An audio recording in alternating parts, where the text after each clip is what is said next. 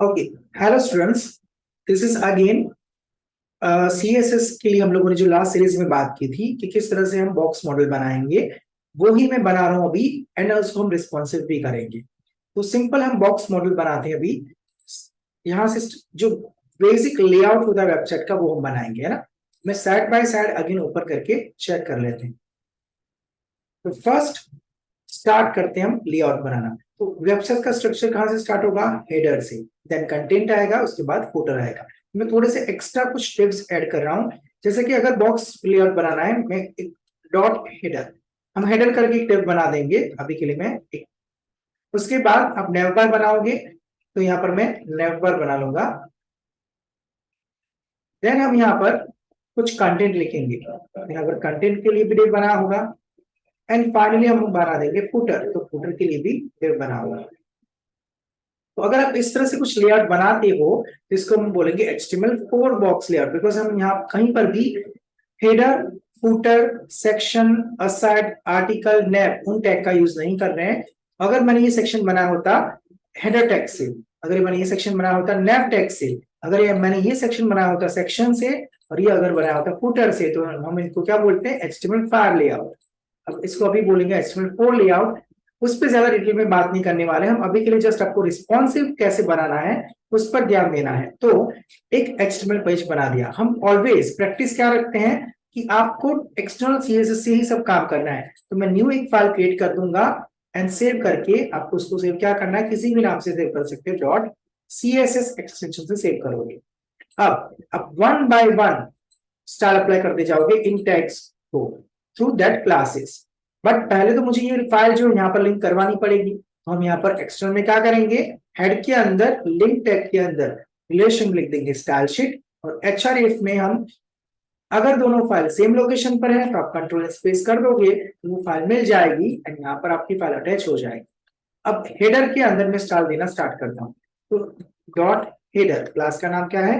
Header. So dot करके header class का नाम, और मैंने यहाँ पर हाइट अभी के लिए लिख दी 100 पिक्सल, और विड्थ तो 100% है ही।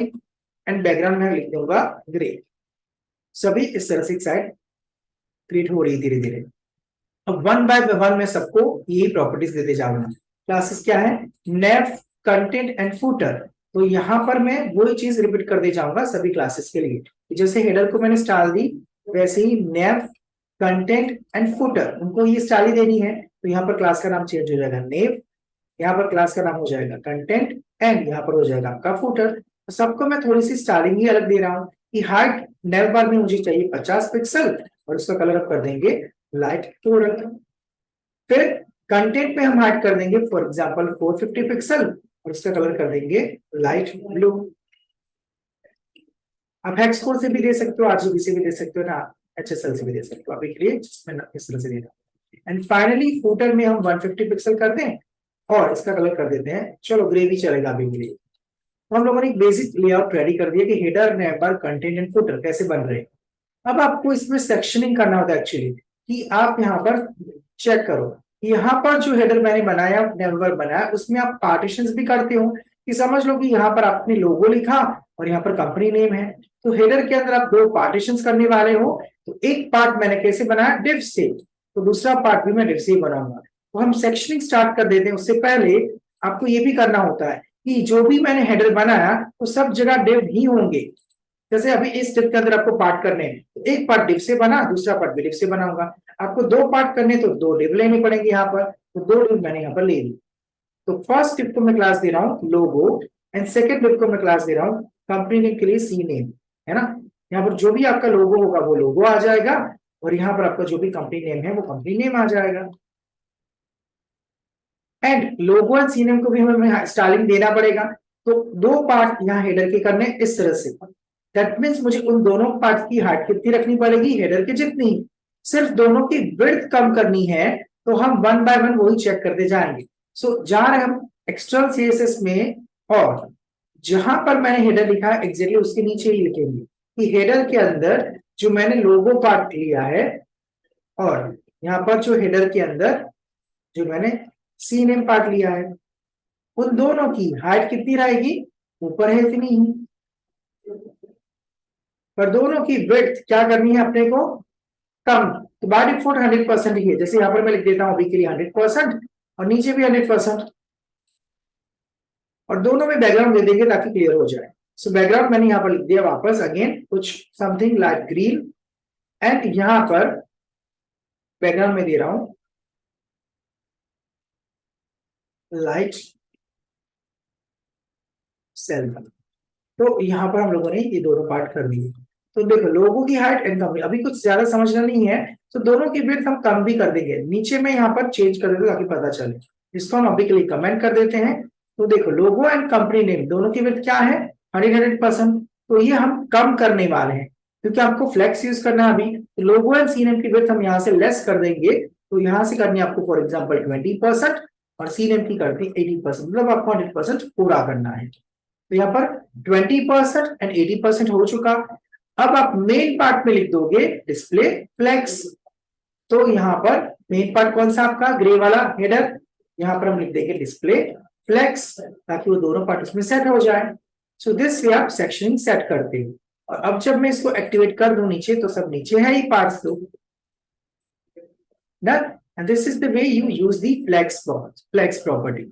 अब यहां पर हम क्या करने वाले, और सी सब जगह आप देखो कि डिव और डिग्री दिखाई देंगे, तो यहां पर आपको कमेंट का भी यूज करना है साथ साथ में। तो यहां पर मैं स्टार्ट कर दूंगा कि हेडर स्टार्ट, और इसको हम कर देंगे कमेंट के अंदर, एंड सेम हम यहां पर लिख देंगे हम हेडर एंड। तो यहां पर भी हेडर एंड में कर दूंगा, है ना। तो कमेंटिंग भी आपको करना है ताकि जब आप सेक्शनिंग करो तब आपको कंफ्यूजन ना हो जाए कि कौन सा डिव कहाँ एंड हो रहा है। सो सब जगह में कमेंट भी ऐड अभी से ही कर दूंगा। यहाँ पर आपको नेव बार स्टार्ट हो रहा है, तो यहाँ पर लिख दोगे नेव बार स्टार्ट, एंड यहाँ पर इसी के नीचे हम लिख देंगे नेव बार एंड। तो आपको कंटेंट सॉरी कमेंट का भी यूज करना है ताकि ये जो भी कंटेंट आप लिख रहे हो वो आप डिफरेंशिएट कर पाओ कि कहां पर कौन सा डिव खत्म हो रहा है, कहां पर कौन सा डिव स्टार्ट हो रहा है। तो सेम वे यहाँ पर भी मैं लिख दूंगा आपका कंटेंट स्टार्ट हो रहा है यहाँ पर, एंड यहाँ पर आपका कंटेंट एंड भी हो रहा है। Same goes for footer.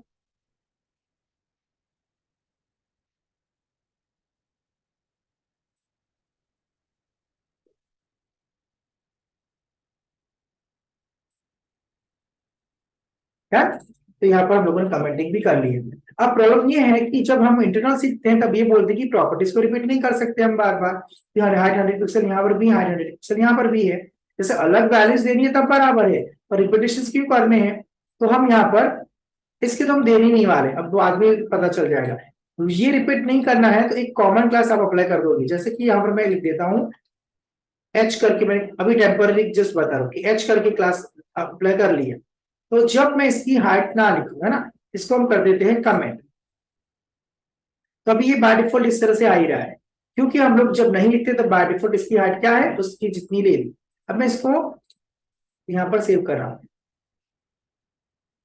Responsive करके चेक करते हैं। यहाँ पर मैं करूंगा हेडर की हाइट भी जब नहीं होगी तब तो प्रॉब्लम है ना। उस वक्त मुझे लोगों की हाइट एंड विड्थ देनी पड़ेगी, एंड सीनेम की भी हाइट एंड विड्थ देनी पड़ेगी। तब मैं यहाँ पर कर रहा हूं चेंजेस। आपको सिर्फ लिखना था कि जो हेडर के अंदर एच क्लास है वहां पर हाइट लिखूंगा मैं 100 पिक्सल, अगर आपको कॉमन देनी है तो। सो इस तरह से आप करते हो, है ना। पर ये भी करना नहीं होता है ना, जस्ट आपको समझाने के लिए कि आप प्रॉपर्टीज रिपीट नहीं कर सकते। तो this way by default always and always height auto रहेगी, एंड उन सभी की विड्थ आप चेंज करते हो।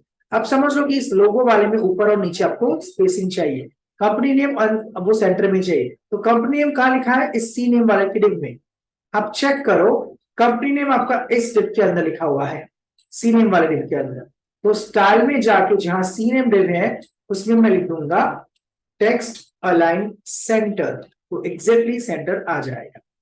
अब आपको उसको वर्टिकली सेंटर भी करना है, तो यहाँ पर आप पैडिंग का यूज करते हो ना कि उस हाइट का। सो पैडिंग में यहाँ पर लिख दिया टॉप एंड बॉटम से 25 पिक्सल, लेफ्ट एंड राइट से 0।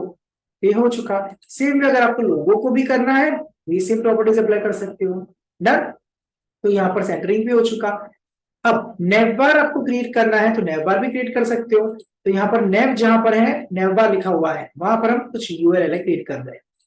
तो नेम बार जहां पर है वहां पर मैं UL start and L I यहाँ पर लिख देंगे, एंकर टैग इसमें हम लिख देंगे होम। एक लिंक हमारी क्रिएट हो चुकी। अब ये स्पेसिंग आ रहा है, क्यों? क्योंकि यूएल ब्लॉक लेवल एलिमेंट तो है ही, बट वो ऊपर और नीचे स्पेस लेकर आएगा, मतलब वो मार्जिन लेकर आता है, पैडिंग भी लेकर आएगा वो। तो आपको कॉमन प्रॉपर्टीज कुछ अप्लाई करनी है, तो सीएसएस में जाके आप स्टार्टिंग में लिख दोगे, बिकॉज सी अगर मैं यहाँ पर लिखूं यूएल का मार्जिन 0, यहाँ पर क्या लिखेंगे हम, यूएल का मार्जिन 0, तो स्पेस चली जाएगी। और सेम में यहाँ पर मैं इसका पैडिंग भी कर दूं 0, तो अंदर की ओर जो स्पेस आ रही है वो भी चली जाएगी। और बाहर देखो इस साइड आपको मेरा जहां कर्सर जा रहा है, ये स्पेसिंग भी तो है, वो स्पेसिंग में नहीं होती, वो किसकी है, बॉडी की। तो आपको वापस बॉडी का भी मार्जिन क्या करने जाना पड़ेगा, 0। तो मार्जिन प्रॉपर्टी इसकी 0 कर दो, अब ये प्रॉपर्ली सेट हो चुका है ना। तो इस तरह से ही सेट होता है, तो बार बार रिपीट नहीं करनी है, इसलिए हम इसको क्या लिखेंगे, बॉडी के अंदर नहीं लिख देंगे, इसको मैं कमेंट कर दूं और यूएल भी अभी हटा देता हूं, ताकि वो सब जैसा था वैसा हो गया। तो आप यहाँ पर लिख देते हो यूनिवर्सल सिलेक्टर, इससे वो तो एक साथ सभी चीज हो जाएगी। डन, दिस वे आप वर्क करते हैं। अब साथ साथ आप यहाँ पर एक प्रॉपर्टीज और यूज कर लोगे।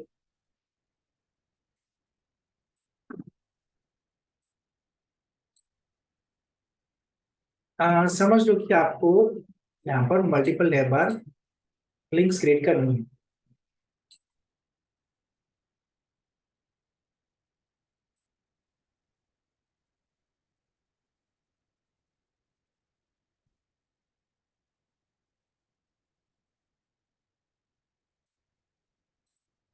तो सबसे पहले मैं क्या करूंगा,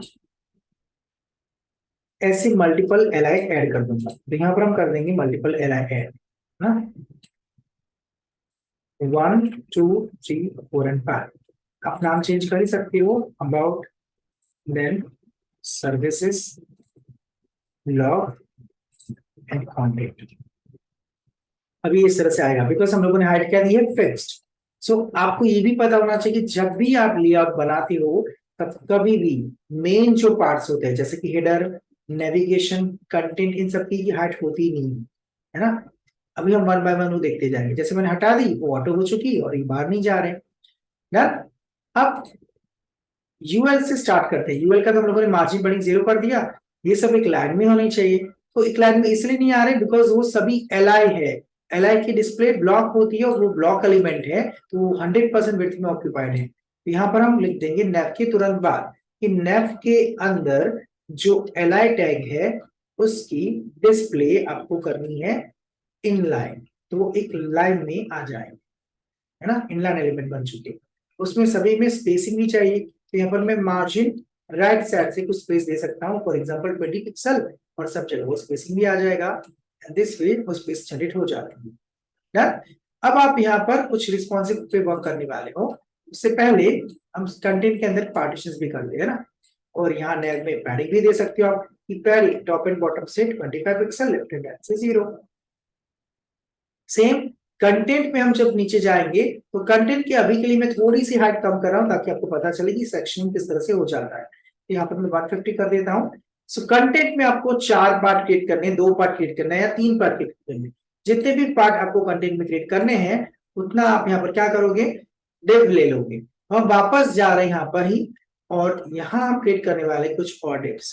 तो कंटेंट जहां पर आपको दिख रहा है वहां पर आप और डिव्स क्रिएट करने वाले हो। कंटेंट में जितने पार्ट्स चाहिए उतने डिव आप क्रिएट कर लोगे। तो यहां पर मैं क्या करूंगा, डिव के अंदर दिस इज पार्ट 1, और ऐसे आपको 4 पार्ट चाहिए, दैट मींस आपको 4 डिव क्रिएट करने पड़ेंगे। तो यहाँ पर मैंने लिख दिया 2 3 4, एंड यहां मैंने क्लास क्रिएट कर दिया, फॉर एग्जांपल अभी के लिए P। आपको क्लास इन आईडी के नाम भी प्रोफेशनल नाम नहीं होते, जो मतलब उसका कुछ मीनिंग हो, है ना। रैंडमली एक्स वाई जेड वैसे क्लास आप नहीं लेते हो। अभी जस्ट किस तरह से मैं रिस्पॉन्सिव कर रहे हैं इस पर ही फोकस कर रहा हूं। तो 4 पार्ट्स मैंने ले लिए पी क्लास के अंदर। तो कंटेंट की जितनी हाइट होगी उतनी ही इन पार्ट की हाइट होगी, ऐसे पार्ट करने हो तो, बट विड्थ कम होगी। सो पी क्लास में हम अप्लाई करते हैं स्टाइल। तो कंटेंट के नीचे हम जाएंगे, कि जहां कंटेंट है उसके नीचे हम लिख देंगे कि कंटेंट के अंदर जो पी क्लास है उसमें सभी पी की हाइट तो सेम ही चाहिए, 150 पिक्सल।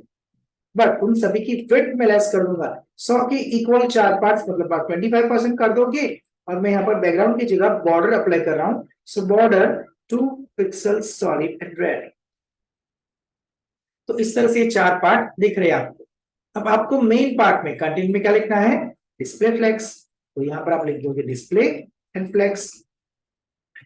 अब थोड़ा सा नीचे स्पेसिंग ज्यादा आ रहा है, बिकॉज जब भी आप बॉर्डर या पैडिंग देते हो तब उस डिव की हाइट एंड विड्थ अफेक्ट हो जाती है। सो हम यहाँ पर लिखने वाले हैं एक और प्रॉपर्टी इसी यूनिवर्सल सिलेक्टर में ही। तो सबसे पहले ऊपर लिख देंगे इसको, यहां पर हम लिखने वाले property box sizing border box. And see आप बॉर्डर पे ध्यान दो, यहां पर ये जो ग्रे कलर जो आपको दिख रहा है हल्का सा, वो भी नहीं दिखेगा। एंड से डन। अब ये प्रॉपर्ली सेट हो चुका।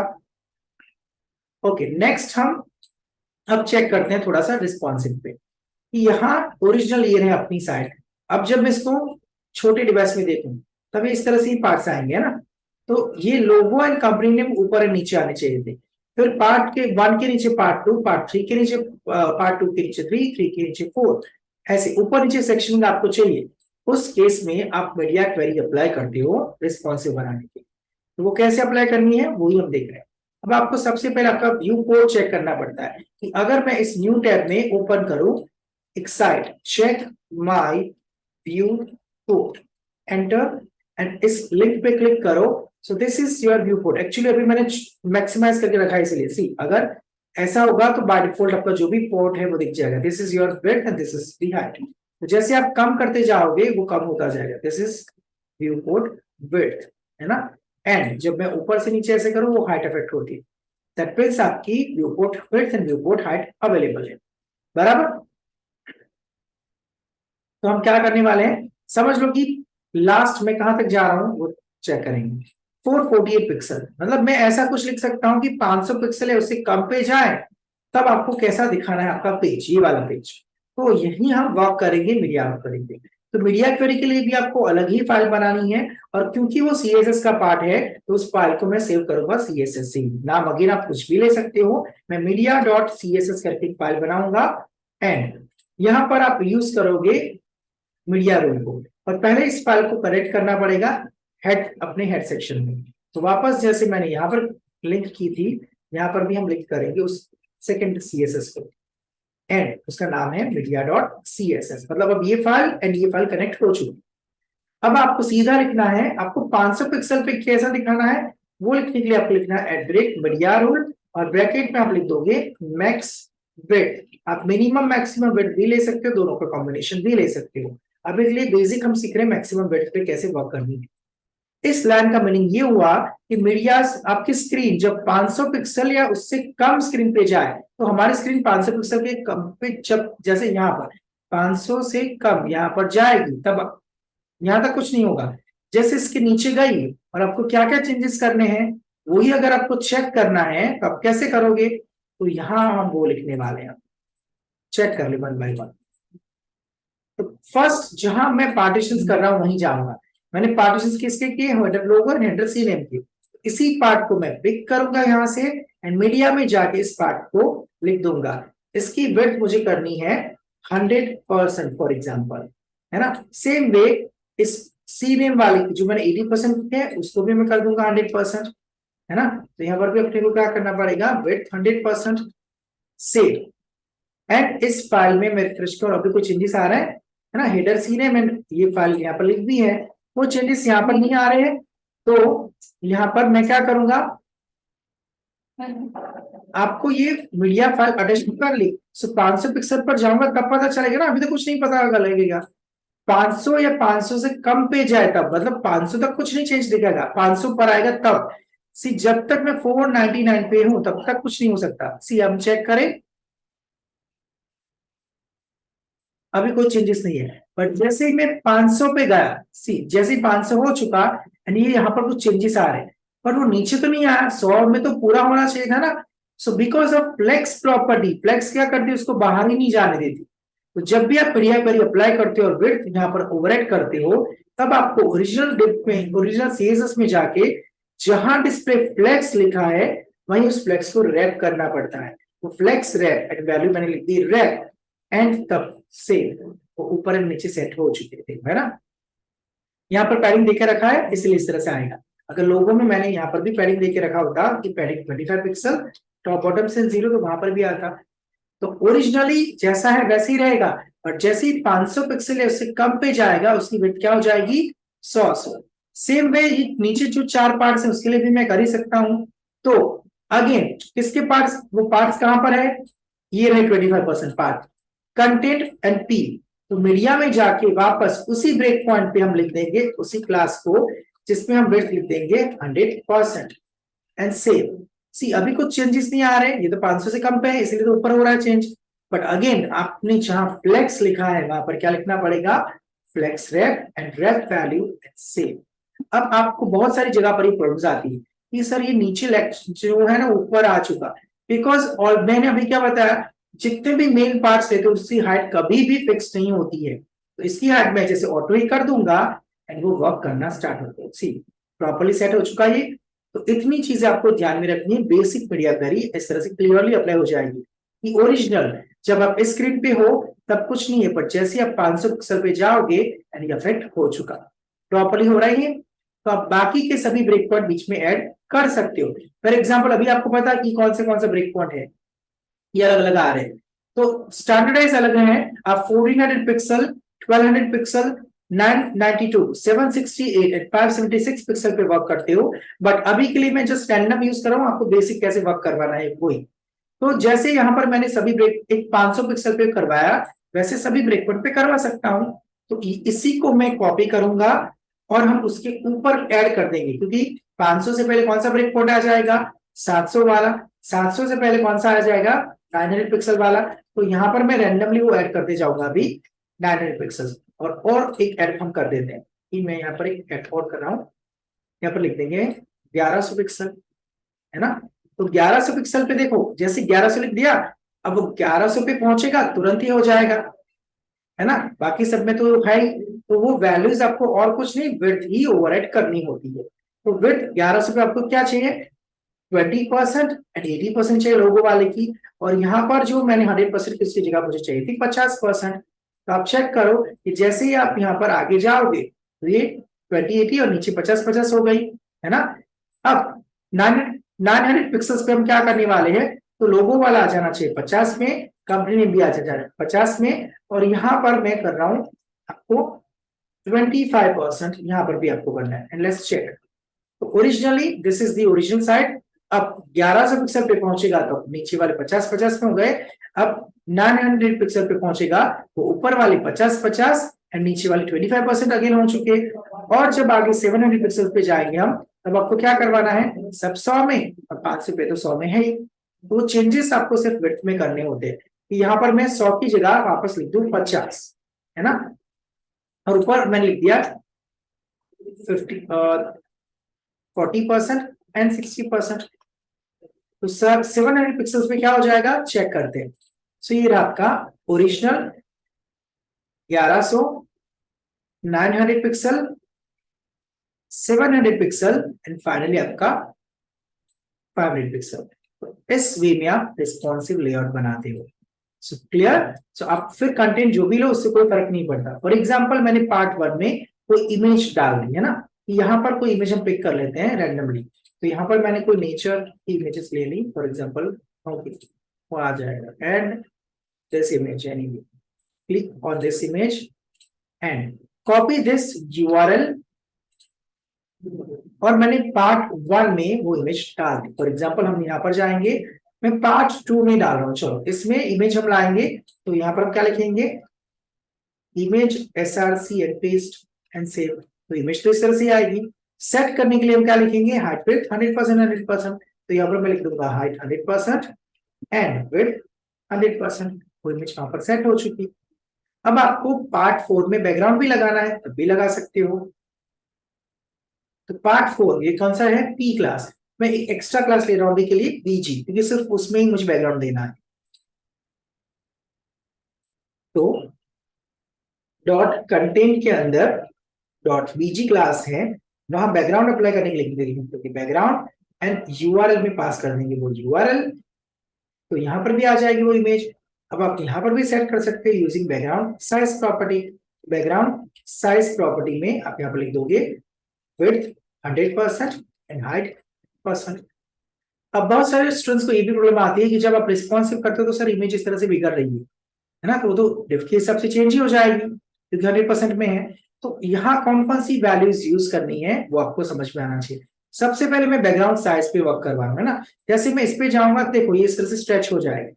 तो बैकग्राउंड साइज में हम 3 वैल्यूज पढ़ चुके हैं, कवर, कंटेन एंड 100%। तो यहाँ पर मैं यूज करूंगा कंटेन वैल्यू। इससे क्या होगा, वो ओरिजिनल इमेज को मेंटेन करके लाएगा, देखो है ना। अब ये रिपीटेशन स्टार्ट हो जाता है तो उसके लिए भी हम प्रॉपर्टी पढ़ चुके। यहाँ पर हम क्या करने वाले हैं, बैकग्राउंड रिपीट और लिख देंगे नो रिपीट, तो रिपीट करना बंद कर देगा। और इसको सेंटर में भी ले जाना है तो हम बैकग्राउंड पोजीशन प्रॉपर्टी भी पढ़ चुके हैं जिसमें वैल्यू दे देंगे सेंटर, तो सेंटर भी आ जाएगा। एंड कलर तो होता ही नहीं, तो कलर जैसे मैंने रिमूव कर दिया है ना। हम क्या करेंगे, इस पी में भी आपको कलर, कंटेंट में कलर होता ही नहीं है वो तो, है ना। तो ये ना तो बॉर्डर्स होती हैं, तो सिर्फ आपको सेक्शनिंग करते वक्त ये सब होना चाहिए। अब जैसे मैं किसी भी साइड पे देखूं, वो देखो प्रॉपर रिस्पॉन्सिव हो रही है ना, कोई भी जगह पर मेरी इमेज बिगड़ेगी नहीं। तो same goes for image SRC, image SRC को भी मैं ऐसे रिस्पॉन्सिव कर सकता हूँ जैसे बैकग्राउंड को कर सकता हूँ। तो इसके लिए आपको क्या करना पड़ेगा, तो इमेज के लिए आपको यहाँ पर इमेज को प्रॉपर्टी देनी पड़ती है। सो पी के अंदर जो इमेज टैग है उसको पिक करेंगे, तो स्टाइल में जाएंगे, वापस हम यहाँ पर लिख देंगे कंटेंट के अंदर जो पी क्लास है उसके अंदर इमेज टैग है, उसमें हम एक प्रॉपर्टी यूज कर देंगे ऑब्जेक्ट फिट, जिसमें वैल्यू अगर है कंटेंट। तो अगेन ये कंटेंट इस तरह से सिमिलर ही आ रहा है, लेट्स चेक, है ना। सो बैकग्राउंड इमेज हो या फोरग्राउंड इमेज हो, हर एक रिस्पॉन्सिव लेयर पे प्रॉपर्ली वर्क करेगी। डन। सो आपको सिर्फ और सिर्फ विड्थ पे फोकस करना है, बार्स तो आप कैसे आ जाएंगे, है ना। अब समझ लो कि आपको यहाँ home about services and blog, यहाँ पर एक बार्स होते हैं, जैसे आप छोटा कर दिया आपने और वो बार्स आ जाते हैं ना। तो थोड़ा सा नेव बार हम पहले स्टाइलिश कर लेते हैं, उसके बाद वो बार्स लाएंगे। तो नेव बार पे थोड़ा वर्क कर लेते हैं हम। तो ये रहा अपना कंटेंट नेव बार। तो नेव बार में हमको एलआई पे बैकग्राउंड देना है या फिर एंकर पे तो टेक्स्ट डेकोरेशन रन करना है। पहले तो अंडरलाइन नीचे कलर चेंज करना है। सो नेव के अंदर जो एलआई उसका एंकर टैग है उसका कलर हम कर देंगे ब्लैक, फॉर एग्जांपल ब्लैक हो चुका। देन वो जो अंडरलाइन आ रही है उसके लिए रिमूव करने के लिए प्रॉपर्टी अपने पास टेक्स्ट डेकोरेशन, जिसमें वैल्यू चली जाएगी नन, वो भी चेंज हो चुका। अब यहाँ पर आप फॉन्ट साइज भी दे सकते हो, फॉन्ट साइज मैंने दे दी 20 पिक्सल, ये भी हो चुका। इवन आप फॉन्ट को बोल्ड भी कर सकते हो using font weight property. And आप यहाँ पर इसकी स्टाइल भी चेंज कर सकते हो, फॉन्ट फैमिली से, फॉन्ट स्टाइल से इटैलिक आ जाएगा, फॉन्ट फैमिली से हम उसकी फॉन्ट फेस चेंज कर सकते हैं दिस। अब इसको भी सेंटर में करना है तो नेव के अंदर ही जाके हम लिख देंगे टेक्स्ट अलाइन सेंटर, वो सेंटर भी हो जाएगा। यार अब आप सभी ने ये देखा होगा कि जब ऐसे छोटा करते तो वो बाहर जा जाता है, ये नहीं दिखता, तो वो तो मीडिया क्वेरी से ही हो जाएगा। फिर उस पर क्लिक करो और ये ओपन होना, वो स्क्रिप्ट पे हम नेक्स्ट वाले प्रैक्टिकल में देख लेंगे। पहले आप इसी चीज को क्या करोगे, यहाँ पर बार आ जाने चाहिए थे। जैसे अभी आप मेरी स्क्रीन देख रहे होंगे तो उसमें आपको पता चल गया होगा कि ये जो कर्सर ले जा रहा हूं तब ये नेटवर्क 11 इंटरनेट एक्सेस वो लिखा हुआ है, तो वो होवर पे आ रहा है ना, तो पहले से वो होगा डिस्प्ले नन करके रखी है, होवर पे डिस्प्ले क्या करेंगे ब्लॉक। तो वैसे यहाँ पर पहले से वो बार्स होंगे, बार्स मैं फॉन्ट ऑसम से पहले पिक कर रहा हूँ। तो यहाँ पर हम क्या करेंगे, फॉन्ट ऑसम का यूज करने वाले। सो फॉन्ट ऑसम सीडीएन आप कहीं से भी ला सकते हो, ना कि W3 स्कूल से, आपको कहीं पर भी मिल जाएगी, है ना। सीडीएन मतलब कॉम्पैक्ट डिलीवरी नेटवर्क। तो जैसे कि ये cdngs.com करके कोई साइट है, यहाँ पर मैंने क्लिक किया और आप कोई भी वर्जन यहाँ से पिक कर सकते हो ना। जैसे आप यहाँ पर सब वर्जन अवेलेबल है, तो यहाँ से मैंने जैसे कि समझ लो कि कोई पुराना वर्जन पिक किया 4.7, तो 4.7 में मैंने यहाँ पर और ये फर्स्ट लिंक पे क्लिक किया, कॉपी दिस लिंक एंड यहाँ पर हम क्या करेंगे, इस हेडर में जाके उस लिंक को अटैच कर देंगे। तो यहाँ पर जाके मैं क्या करूंगा, वो पेस्ट, दैट मींस मैंने 4.7 वाली CSS कॉल करवा ली फॉन्ट ऑसम। अब इसका काम पर अभी हमको पता है कि फॉन्ट ऑसम कैसे लाना है, उस पर मैं ज्यादा नहीं जा रहा। तो यहाँ पर आपको सीधा जो भी वर्जन अटैच किया उसका क्लासेस कॉल करवाने। तो यहाँ मैं नेव बार के अंदर यूएल के पहले एक्सपांड टैग ले लूंगा जिसमें हम वो क्लासेस यूज करवाते हैं फॉन्ट ऑसम के। Far and far dash bars, and हमारे वो बार्स आ गए।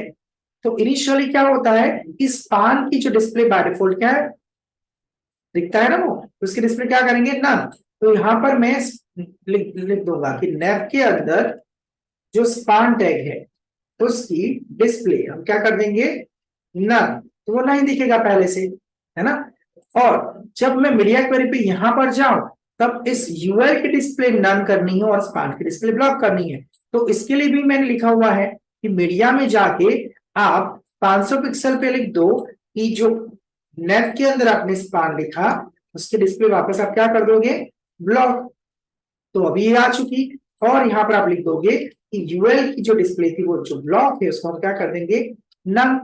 तो ओरिजिनली जैसा है वैसा ही है, और जैसे ही आप यहां पर जाओगे वो नन। अब इस पे क्लिक करने के बाद वो मेनू ओपन होना चाहिए, क्लोज होना चाहिए। तो वो हम नेक्स्ट जावास्क्रिप्ट के एग्जांपल्स में देख लेंगे कि रिस्पॉन्सिव पे बार तो क्लिक कर लिया, क्लिक पे ओपन एंड क्लोज कैसे करना है। सो this is your simple box model with responsive thing, है ना। रिस्पॉन्सिव लेआउट हम लोगों ने देख लिया किस तरह से बनाना है, और इस बार पे क्लिक करने के बाद ये कैसे ओपन होगा वो हम अपने नेक्स्ट सीरीज में ये सेम एग्जांपल ही मैं ओपन करूंगा, सिर्फ आपको इस पे क्लिक पर वो ओपन कैसे होगा वही मैं एग्जांपल बता दूंगा। तो वो हम जावास्क्रिप्ट वाले प्रैक्टिकल में देख लेंगे। अभी के लिए इतना, थैंक यू।